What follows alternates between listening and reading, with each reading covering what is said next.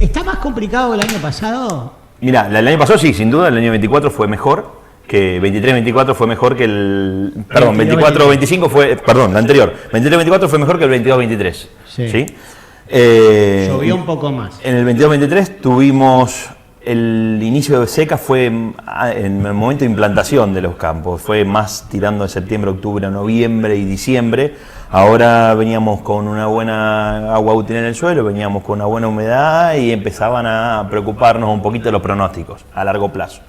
Hoy la foto es distinta, hoy tenemos una seca ya declarada con pérdida, quiero creer que muy importante en lo que es la soja de segunda fecha, la que se siembra arriba del trigo.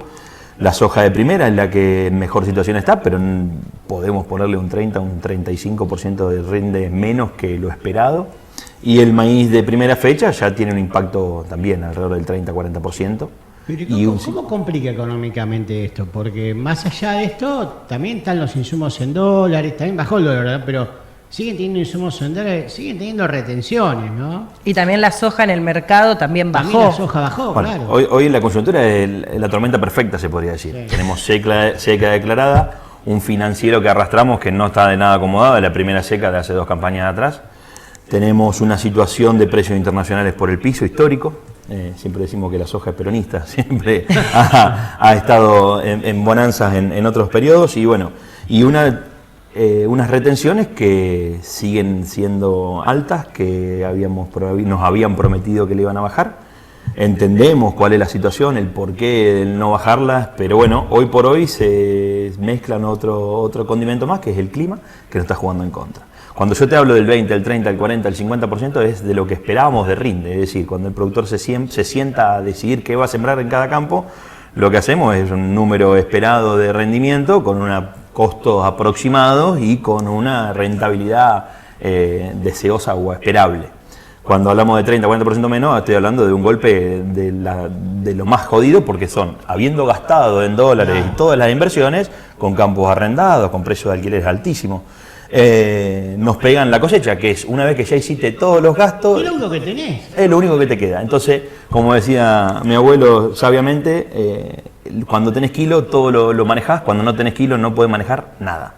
Y es real, no puedo manejar financieramente, no puedo decidir cuándo vendo, no puedo decidir nada, porque la realidad es que estamos con un 30 o un 40% del rinde esperado hoy.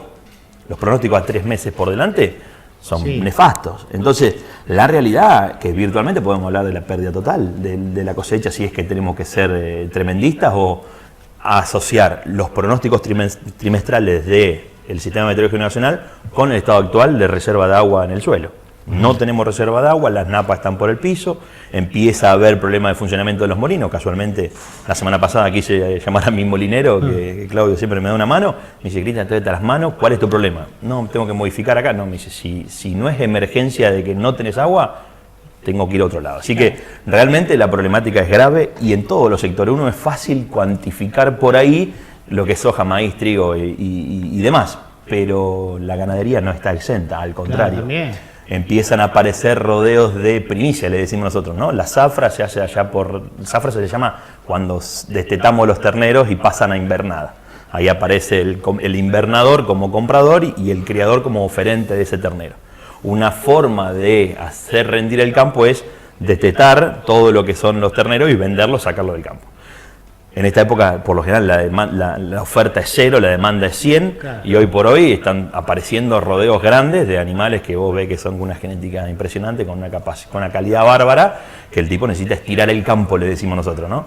Entonces, realmente cuantificar cuánto va a ser el impacto allá marzo, abril, no sabemos. Lo que sí te puedo decir que, por ejemplo, en el rubro donde estoy yo, que es de tambo, estamos dando subproductos de soja, subproductos de la industria del trigo, subproductos de la industria del girasol, del algodón y demás, que le damos de comer a las vacas. Suplementamos en vez de pasto eso. Por otro lado, la reserva de silos que hacemos de maíz para el año que viene está siendo afectada prácticamente en un 30 o un 40% menos de la cantidad de reserva que podíamos hacer para el año que viene. Entonces, el tambo hoy está en una etapa crítica y adelantando la fecha del picado que le decimos nosotros, ¿sí? El proceso por el cual se cosecha y se ensila el maíz se le dice picado. En este picado lo que normalmente estamos trabajando es con altas concentraciones de almidón, alta concentración de materia verde y se cosecha más allá del 15 de febrero. Hoy ya arrancaron las máquinas, ¿sí? Nos adelantamos un mes antes, con la consecuencia de pérdida de calidad, cantidad y digestibilidad, que al fin de cuentas es lo que Claro, más porque pedimos. tenés el riesgo de que se seque y no se va para Totalmente. Cada día que pasa, la planta en vez de producir, respira Muere. y va muriendo. Cada vez, así como hablábamos hoy en el corte, veis que de abajo hacia arriba empieza a secarse. La planta trata de compensar el problema de estrés hídrico, la planta trata de compensar la falta de producción, redistribuyendo materia verde que ha producido abajo para ponerla en la parte reproductiva. Pero no es suficiente en estas condiciones. Lo que sí fue particular esto, y esto sí hay que reconocerlo, que el clima no fue muy declarado de verano, la temperatura no fueron altas, tenemos noches frescas, lo cual hace que por ahí el maíz sembrado temprano tenga un poquito más de posibilidades de éxito, con una merma significativa en la producción, pero sí con algo más de demanda, de oportunidades. No así los maíces de segunda fecha, que son por ahí los que Sí, más... lo que falta es agua, básicamente. Falta lluvia, que es lo único que no podemos manejar, al menos en estas situaciones, ¿no? A mí me interesa saber, justamente, el clima es algo que uno no puede manejar y también estamos ante un cambio climático que va acrecentando largos periodos de sequía o tormentas grandes que tampoco sirven porque te encharcan, te inundan y no hay una distribución de agua pareja. ¿Cómo piensan eso ustedes de cara al futuro? Sabemos que nos vamos a ir encontrando con este tipo de situaciones. ¿Qué recursos o qué alternativas tienen los productores? Pues es decir, bueno, pongamos riego en un campo, es carísimo, no sé si todo productor, y menos hablando de que venimos de ya varios años de malas cosechas. Sí, no solo años malas cosechas, sino también de una coerción, o sea, de cortarnos los excedentes los excedentes monetarios de rentabilidad de muchos años. Si hoy estaba leyendo algunas notas, el campo aportó casi 211.000 millones de dólares a las arcas del Estado. Sí. Desde el 2003 que se pusieron las retenciones hasta la fecha. Entonces, si vemos que un PBI de la Argentina son 640.000, estamos hablando de un tercio de un PBI, o sea, el campo puso en todo este tiempo toda esa plata que no se la sacaron más que a las inversiones a largo plazo, como voy a decir, métodos de riego, métodos de correntía de excesos de agua, aumento de genética, aumento de máquinas, aumento de capacidad productiva.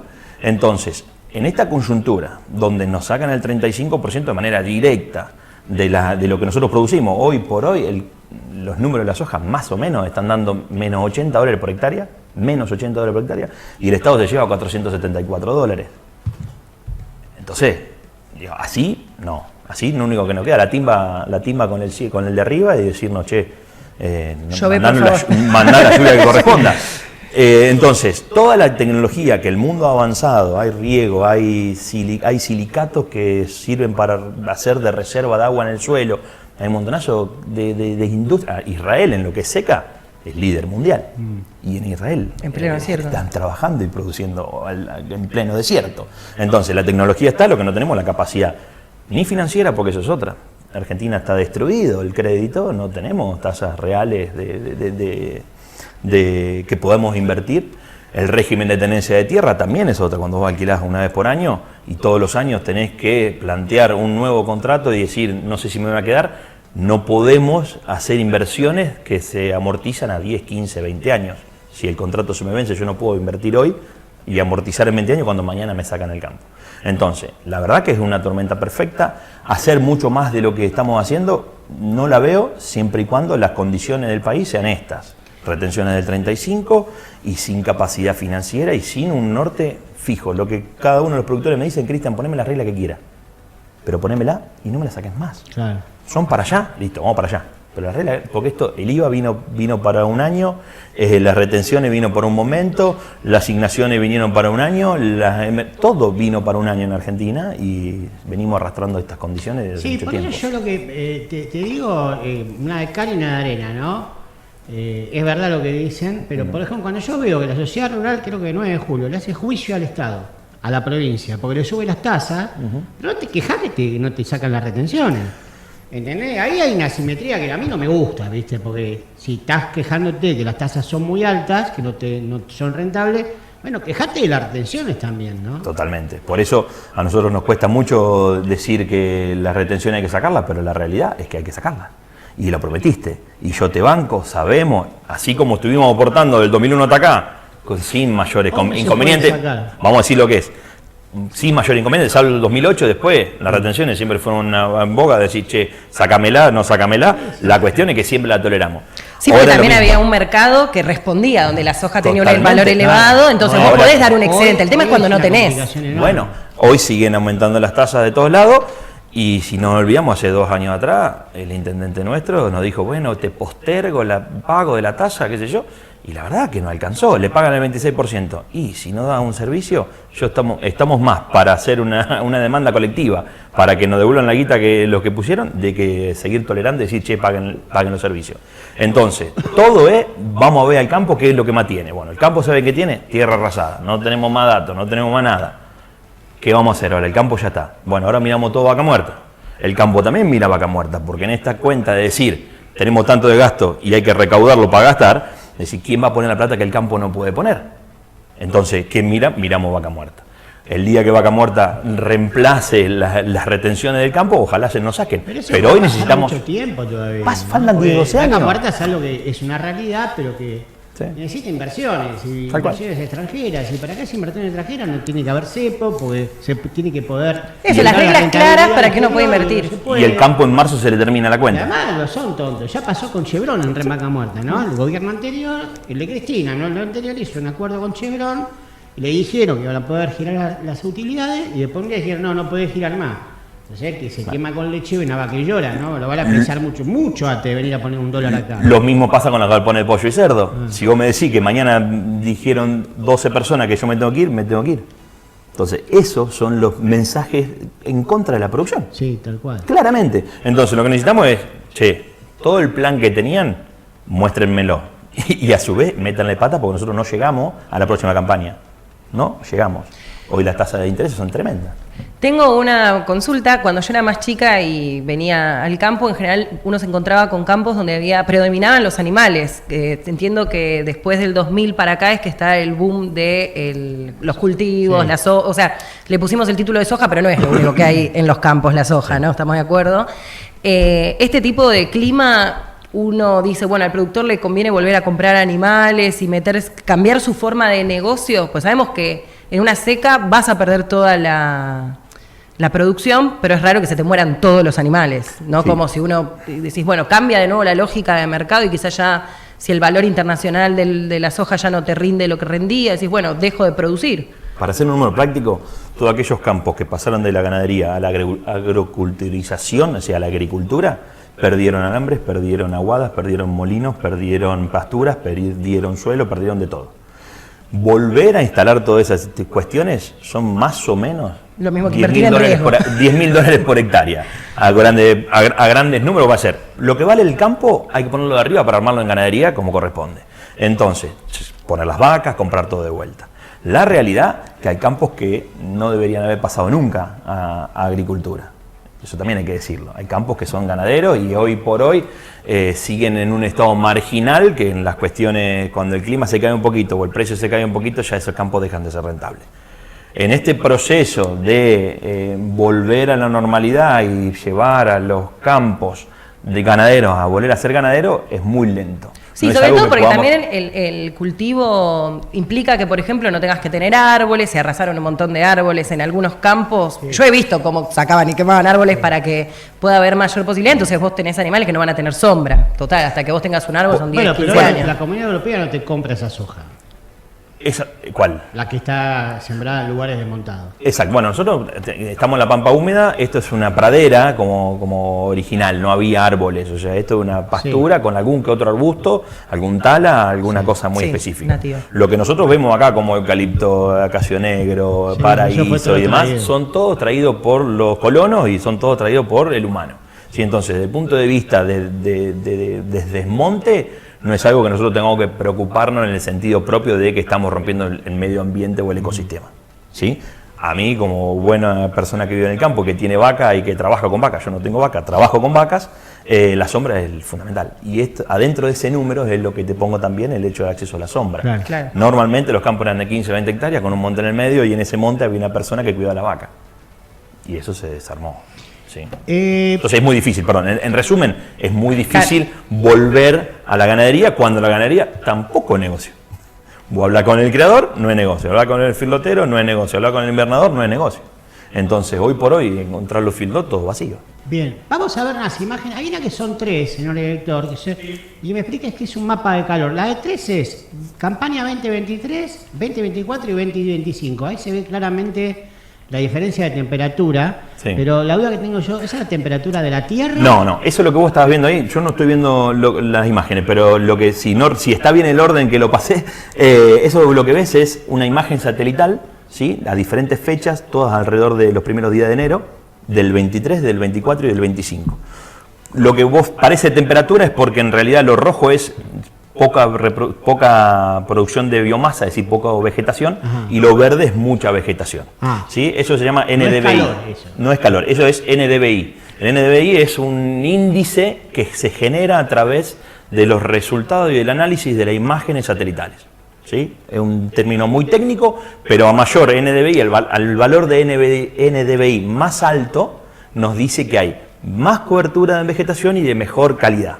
¿Sí? Estos valores de NDVI lo usamos para decir que hay que fertilizar, que hay que fumigar, que podemos cosechar, y más o menos a nivel de grandes áreas podemos decir las producciones estimadas. Lo usa la Bolsa de Cereal de Buenos Aires, lo usa la Provincia de Buenos Aires, lo usamos nosotros en tierra particular. ¿Sí? Entonces, eso es ¿qué es lo que es la NDVI? El NDVI es una respuesta de las imágenes satelitales que nosotros utilizamos como herramienta para identificar mayor producción o menor producción o no producción.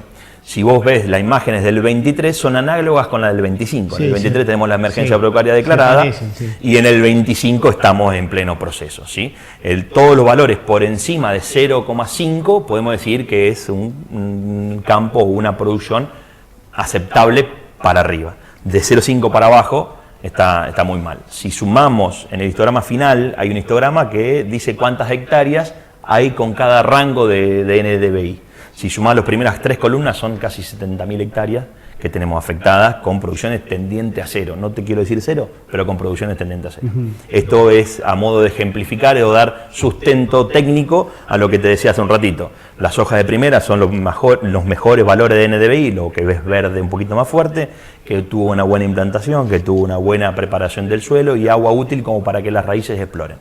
Cuando vos te vas a las hojas de segunda, que son los lotes que encima tienen una reflectividad alta porque están arriba de la paja de trigo, el paja de trigo es seco, y las hojas que no crece, que no empieza, que no avanza, que no sale de abajo, los valores son muy bajos. Lo importante es ver cómo el 24 estábamos con mucho más producción en esta fecha y en el 23 y el 25 es análogo, con lo cual sustentaría pedir la emergencia agropecuaria que se den los beneficios impositivos. ¿Esto van a pedirlo nuevamente? Se solicitó el día viernes que se llame a la Comisión de Emergencia Agropecuaria y está pactado, y me avisó Florencia Memoli que el jueves a las 8 de la mañana tenemos el encuentro con todos los actores para poder discernir cuál es el alcance y cuál es hasta dónde la duración de esta emergencia. Pero se la van a dar, obviamente. Sí, ¿Eso es de nación o es provincial que lo otorga? No, esto es municipal para declarar el partido en emergencia. Bien. Después cada dueño de campo, cada productor tiene que adherirse a eso. No es que te bajan los beneficios inmediatamente. El municipio... Hay dos formas, vamos a hacer resumen. La emergencia agropecuaria la podés declarar vos cuando vino un incendio, cuando vino una pedrada, un viento que te llevó a la producción, y es un productor pidiendo al Estado provincial que declare la emergencia agropecuaria. En este caso, cuando pasan este tipo de cosas de sequía o inundaciones, lo que se decreta es la emergencia agropecuaria en el partido para que la provincia tenga conocimiento de qué es lo que está pasando. Una vez que nosotros demos la emergencia agropecuaria, el intendente la otorga, pero la comisión es la que decide cómo, cuándo y hasta dónde. El productor va a tener un periodo para inscribirse y ahí esperar algunos de los beneficios. En la del 23 los beneficios fueron escasos, escuetos y prácticamente nulos. Fueron tasas municipales suspendidas, en realidad postergadas hacia el final del vencimiento, en vez de hacerlo trimestralmente o bimestralmente, pasar todas juntas al fin del periodo. La provincia de Buenos Aires había otorgado algún beneficio de algún crédito a tasas especiales, los cuales hubo microcréditos, se puede decir. No fue suficiente. Y bueno, y lo mejor es que a medida que los municipios se van sumando a esta emergencia, la provincia puede decretar la emergencia provincial. Ahí dándole intervención al Estado Nacional para que afloje y aproveche de dar una mano. Gracias por venir. Por Esperemos favor. que llueva. Esperemos que llueva, Dios así lo La quiera. única solución que vemos. ¿no? Acá eso iba a preguntar, si empieza a llover un poco, ¿hay chances de que se recupere algo o ya? Porque uno, le contaba a Cristian tarde. que hoy estuve recorriendo caminos el fin de semana y uno ya ve las plantas muy maltratadas. Sí, la realidad que lo que puede llegar a recuperar más fácil de lo que es ganadería, porque tiene una resiliencia. Nosotros tenemos un estado corporal que se llama, que es una inversioncita dentro de cada vaca, que pueden perder unos poquitos de kilos y después mejorar con la aparición de nuevos pastos. Lo que es maíz ya está hecho, lo que se perdió, ahora en realidad ahora no va a mejorar, va a frenar el deterioro.